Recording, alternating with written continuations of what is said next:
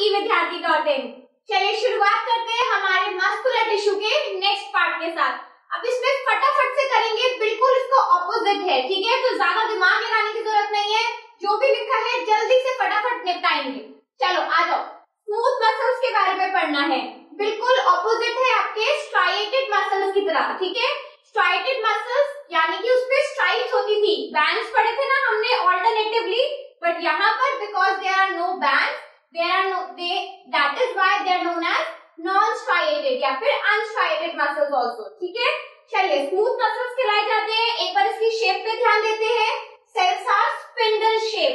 तो बेसिकली अगर आप देखोगे मोटा मोटा इसका पिक्चर अगर जानना चाहते हो कि शेप कैसा है, तो ये इस टाइप का कुछ शेप रहता है, plus they have the pointed ends, ये हमें अच्छे से दिख रहा है कि एंड्स इसके कैसे हैं, पॉइंटेड हैं।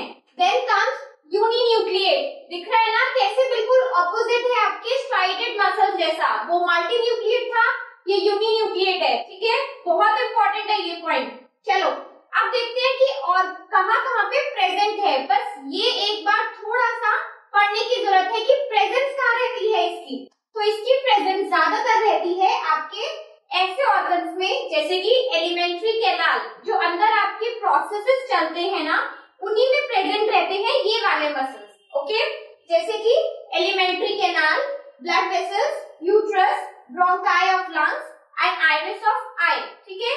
लंग्स की ब्रोंकाई मतलब जहां से ट्रैकिया से ब्रांचेस हो जाती है ना, लंग्स में जाते हैं, तो वो आपके ब्रोंकाई हो गए। देन आइरिस क्या हो गया, जो फैक्टर डिसाइड करता है, जो पार्ट डिसाइड करता है कि कितना अमाउंट ऑफ लाइट हमारे आंखों में आना चाहिए या नहीं, तो बेसिकली जो कंट्रोलिंग यूनिट है आई में, वो आपका आइरिस है, ठीक है।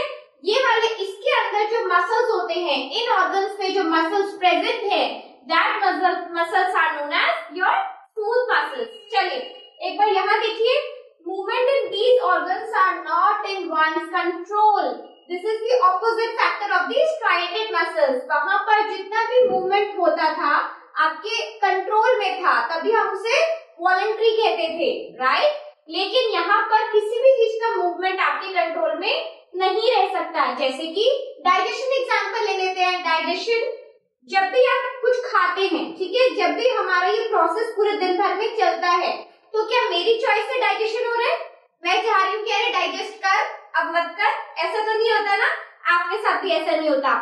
सिमिलरली आप आइरिस के साथ भी देखो, कभी अगर ज्यादा तेज लाइट आ रही है तो मैं आंखों को बोलूंगी नहीं कि अरे बंद हो जा, अपने आप ही वो डिम हो जाती है ना।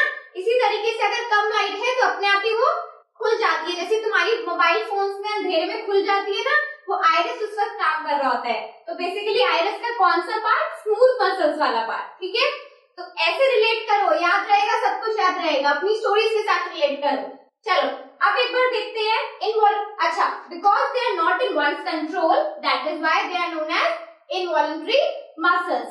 अब उसके पास एक कंट्रास्टिंग फीचर है जो थोड़ा सा अलग है, वो ये है that they can divide and regenerate also, ठीक है। इनफैक्ट इनवॉलंटरी मसल्स आपके इतना लार्ज पार्ट फॉर्म करते हैं डिवीजन में कि वो बहुत अच्छे लेवल पे डिवाइड करते हैं और रीजनरेट करते हैं मेनी नंबर्स, ठीक है। So this is all about your smooth muscles, or you can say involuntary muscles. Now we are left with the last muscular tissue, that is cardiac muscles. So stay tuned for that video also. Up till then, bye bye.